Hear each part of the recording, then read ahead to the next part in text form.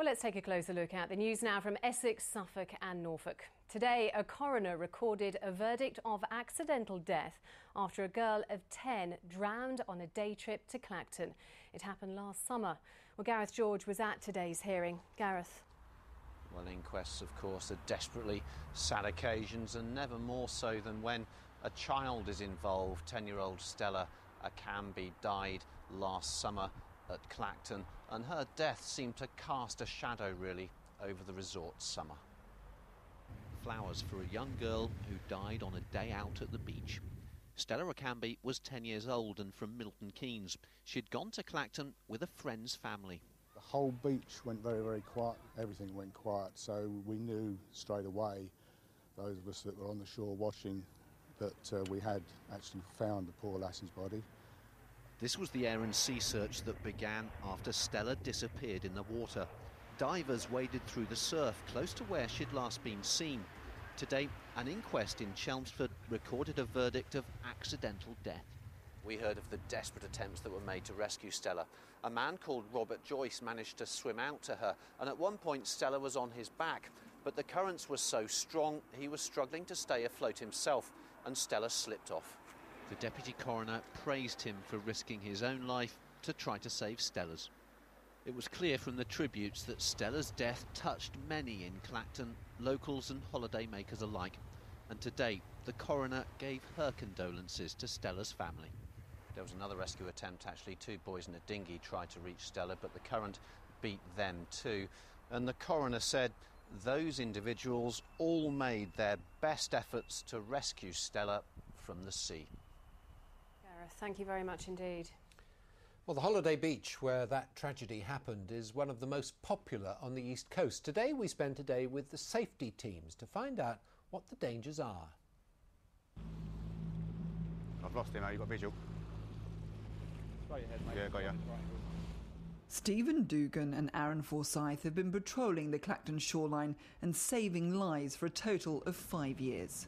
You right there, mate? So, tide's coming in now, so it's going to get a lot stronger. OK. Both were working the Sunday Stella Akambi drowned by a groin here. Tim Sutton was also on duty. A year on, no one likes to talk about it, but hopes something positive comes out of it. It's there in front of us every day, the location it happened, so it's something we'll never forget it. Everybody has this mind that, oh, it won't happen to me, or it won't happen to my children, and last year proved it's so quickly that something can happen like that. Here, sandbanks under the surface distort the depth of the water. Tides can be fast and drag people under or out to sea. Today they helped a woman who became unconscious on the beach. To me, this pier looks quite intimidating, but apparently people do actually swim between the pillars. And it was only this week that a 12-year-old boy was rescued, and he was cut from head to toe because of the barnacles. It looks fun, pitch black, but we warn them nearly every day not to go under this pier, but they still do it. So sometimes you have to get the police down here to remove them off the beach. And yeah, it's just really dangerous under there. As we were filming, the patrol saw 3 teenagers swimming near the groins out of their depth. Lads, stay there. We'll have to get you on here because you're just getting pushed back over there, all right?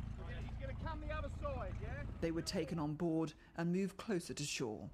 We just come to give them safety advice first. They went until we got out here, asked them to come away from it, actually let us know that they couldn't due to the fact that the current was so strong, and that's a major problem. Last summer, the patrol rescued a record 1,100 people. They already look set to beat that this year. Debbie Tubby, BBC Look East, Clacton-on-Sea.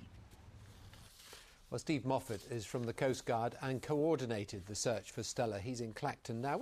When something like that happens, what happens in the Coast Guards? What do you coordinate and how? Well, my job, Stuart, is to look at what's gone on up to the time that I'm called, and then to revisit and look at all the facts and the information to make sure that nothing's been missed, and to make sure that every stone that's not been turned over is turned over by me and looked at. I look at the tides and the wind and everything to try and formulate a programme to come to a conclusion to the incident. Do you think that people, I know Stella was a 10-year-old girl, but do you think that people in general don't appreciate how dangerous the waters can be?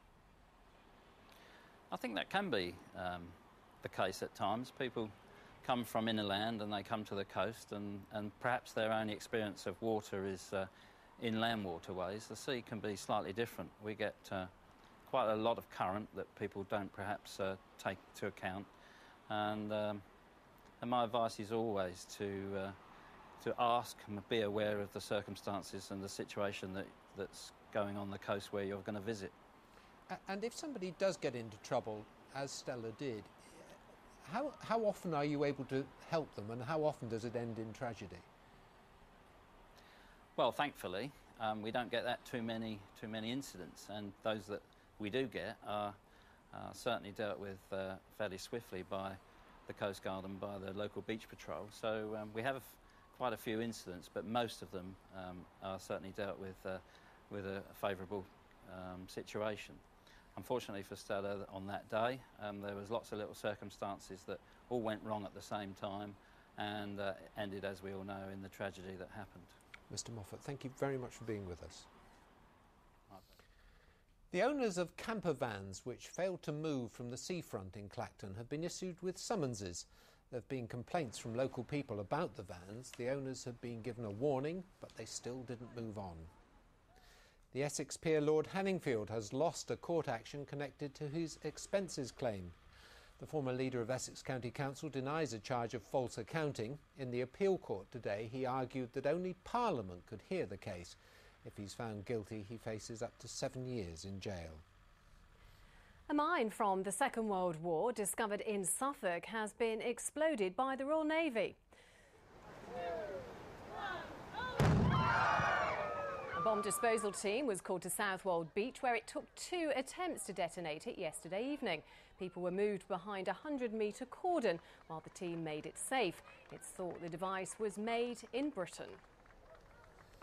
The BBC has learned that Essex County Council paid out more than £90,000 in bonuses during the last financial year. The figure is more than the previous year. One director alone got £30,000.